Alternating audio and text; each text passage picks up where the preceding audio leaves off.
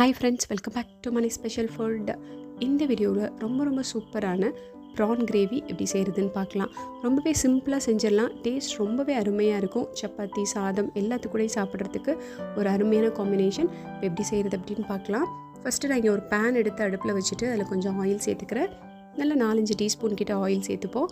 இந்த ஆயில் சூடானதும் இதில் 1/2 டீஸ்பூன் சோம்பு சேர்த்துக்கலாம். சோம்பு கொஞ்சம் லைட்டாக அந்த மாதிரி பொரியும் போது கொஞ்சம் கரம் மசாலாஸும் இது கூட சேர்த்துக்கலாம். ஒரு பிரிஞ்சி இலை, 2 துண்டு பட்டை, 2 ஏலக்காய் இதெல்லாம் சேர்த்துக்கலாம். அடுத்து பார்த்திங்கன்னா கொஞ்சம் சின்ன வெங்காயம் நல்லா 1 கப் அளவுக்கு கட் பண்ணி வச்சுருக்கேன் பொடியாக. அதையும் இது கூட சேர்த்துட்டு நல்லா மிக்ஸ் பண்ணி விட்டுடலாம். நல்லா இந்த வெங்காயம் வதங்கட்டும் ஆயிலில். இங்கே பாருங்கள், நான் ப்ரான் வந்துட்டு நல்லா க்ளீன் பண்ணி எடுத்து வச்சுருக்கேன். இந்த ப்ரானை நல்லா க்ளீன் பண்ணிவிட்டு நல்லா 2-3 டைம் தண்ணி சேர்த்து நல்லா கழுவி எடுத்து வச்சுக்கலாம் ஒரு பிளேட்டில். இப்போ ப்ரானை க்ளீன் பண்ணி எடுத்து வச்சுட்டு இப்போ நமக்கு வெங்காயம் வந்துட்டு ஓரளவுக்கு வதங்கியிருக்கு. இந்த ஸ்டேஜில் நம்ம இது கூட இஞ்சி பூண்டு பேஸ்ட்டு சேர்த்துக்கலாம். ஒரு 2 டீஸ்பூன் இஞ்சி பூண்டு பேஸ்ட்டு சேர்த்து அப்படியே மிக்ஸ் பண்ணி விட்டுட்டு, அடுத்து தக்காளி ஒரு 3 தக்காளி எடுத்திருக்கேன் மீடியம் சைஸ். இதை ஒரு மிக்ஸி ஜாரில் போட்டுட்டு நல்லா அரைச்சி எடுத்துக்கலாம். ரொம்ப பேஸ்ட்டாலாம் அரைக்க வேண்டாம், கொஞ்சம் அப்படி குறப்பாகவே அரைச்சி எடுத்துக்கலாம். அரைச்சிட்டு அதை நம்ம இந்த வெங்காயம் இஞ்சி பூண்டு பேஸ்ட்டு கூட சேர்த்து அப்படியே மிக்ஸ் பண்ணி விட்டுடலாம். நல்லா இந்த தக்காளி நமக்கு வதங்கணும். தண்ணி எதுவும் இப்போ சேர்க்க வேண்டாம், வெறும் தக்காளி பேஸ்ட்டை மட்டும் இது கூட சேர்த்து மிக்ஸ் பண்ணி விட்டுட்டு கலந்து விட்டுட்டு அப்படியே மூடி வச்சிடலாம். அடுப்பை லோ டு மீடியம் ஃப்ளேம்லேயே வச்சுப்போம். நல்லா நமக்கு தக்காளி வதங்கி வரும். இப்போ பாருங்கள், இந்த மிக்ஸி ஜாரில் நல்லா ஒரு கை அளவுக்கு முந்திரி பருப்பு எடுத்து சேர்த்துக்கிறேன். ஒரு 10-15 இது சேர்த்துக்கலாம். அது கூடவே ஒரு டீஸ்பூன் கசகசாவையும் சேர்த்துட்டு கொஞ்சமாக தண்ணி சேர்த்து அப்படியே மூடி வச்சிடுறேன். கொஞ்சம் லேட்டாக நம்ம இதை அரைச்சிக்கலாம், கொஞ்சம் அந்த தண்ணியில் அது ஊறட்டும். இப்போ பாருங்கள், நம்ம மூடி வச்ச தக்காளி ஓரளவுக்கு நல்லா வதங்கிருச்சு. இப்போ இது கூட நம்ம மசாலாஸ்லாம் சேர்த்துக்கலாம். 1/2 டீஸ்பூன் மிளகாய்த்தூள், 1 டீஸ்பூன் மல்லித்தூள், 1 டீஸ்பூன் காஷ்மீரி ரெட் சில்லி மிளகாய்த்தூள், 1/2 டீஸ்பூன் கரம் மசாலா தூள், 1/4 டீஸ்பூன் மஞ்சள் தூள், 1/4 டீஸ்பூன் ஜீரகத்தூள், 1/2 டீஸ்பூன் மிளகுத்தூள் இதெல்லாம் சேர்த்துட்டு நல்லா மிக்ஸ் பண்ணி விட்டுடலாம். நல்லா இந்த மசாலா தக்காளி இதெல்லாம் ஆயிலில் நல்லா வதங்கட்டும். நமக்கு டேஸ்ட் ரொம்ப சூப்பராக இருக்கும்.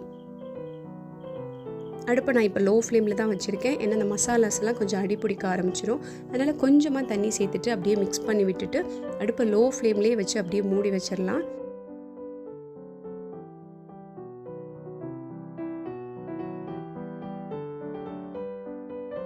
பாருங்கள், மசாலா இந்த தக்காளி எல்லாமே நல்லா இந்த ஆயிலில் குக் ஆகிடுச்சு. இப்போ வந்துட்டு நம்ம க்ளீன் பண்ணி வச்சுருக்க அந்த ப்ரான் எடுத்து சேர்த்துக்கலாம்.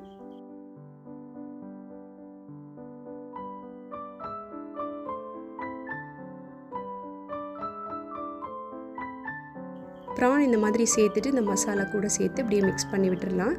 மிக்ஸ் பண்ணி விட்டுட்டு நம்ம அடுப்பை லோ ஃப்ளேம்லேயே வச்சு அப்படியே மூடி வச்சிடலாம். நல்லா இந்த ப்ரான் வந்துட்டு அந்த மசாலா கூட சேர்த்து அப்படியே குக் ஆகிட்டு அதுலேருந்து தண்ணி நல்லா ரிலீஸ் ஆகும்.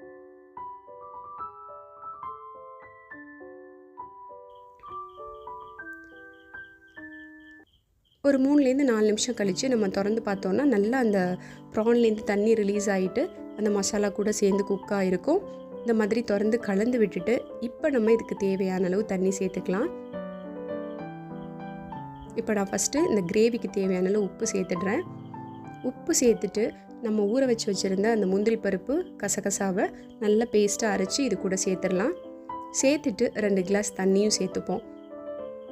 தண்ணியும் சேர்த்துட்டு நல்லா மிக்ஸ் பண்ணி விட்டுட்டு இதை அப்படியே மூடி வச்சு நல்லா ஒரு 10 நிமிஷம் வரைக்கும் மீடியம் ஃப்ளேமில், ஃப்ளேம் அதிகமாக வைக்காமல் மீடியம் ஃப்ளேமில் வச்சு அப்படியே கொதிக்க விட்டோன்னா ரொம்ப சூப்பரான ப்ரான் கிரேவி அழகாக ரெடி ஆகிடும். டேஸ்ட்டு ரொம்பவே சூப்பராக இருக்கும். நல்லா கொஞ்சம் திக்காக வர்ற வரைக்கும் நம்ம கொதிக்க விட்டுக்கலாம். இப்போ பாருங்கள், கரெக்டான ஸ்டேஜில் இருக்குது. சப்பாத்தி கூட சாப்பிட ஒரு சூப்பரான காம்பினேஷன் இது. இப்போ நான் ஸ்டவ் ஆஃப் பண்ணிவிட்டு கொஞ்சம் கொத்தமல்லி இலை தூவி விடுறேன். அவ்வளோதான். இதை அப்படியே சப்பாத்தி கூட சர்வ் பண்ணோம்னா வீட்டில் இருக்க எல்லாருமே என்ஜாய் பண்ணுவாங்க. நம்ம வீட்டில் எல்லாருமே நல்லா என்ஜாய் பண்ணாங்க. டேஸ்ட் அருமையாக இருந்தது. நீங்களும் உங்கள் வீட்டில் ஒரு டைம் ப்ரான் வாங்கினா இந்த மாதிரி ட்ரை பண்ணி பாருங்கள். கண்டிப்பாக எல்லோரும் விரும்பி சாப்பிடுவாங்க. இதே மாதிரி வேறு ஒரு நல்ல ரெசிபியோடு நம்ம அடுத்த வீடியோவில் பார்க்கலாம். பை.